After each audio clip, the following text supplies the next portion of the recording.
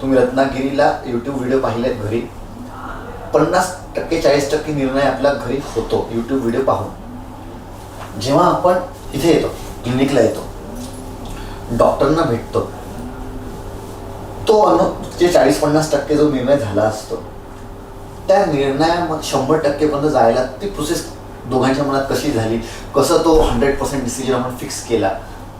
नाही, काय आहे, यूट्यूबवर मला हे सहज एकदा दिसलं म्हणून मग मी तुम्हाला फोन केला होता.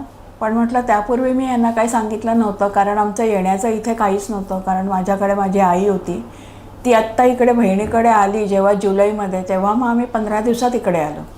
त्याच्यामुळे मी काय बोललेली नव्हती. मग इथे आल्यानंतर मी सांगितलं की असं असं मला या डॉक्टरांच्याकडे जायचं आहे, मी बघितलं आहे, त्यांना ते व्हिडिओ दाखवले आणि म्हटलं करून बघूया आपण.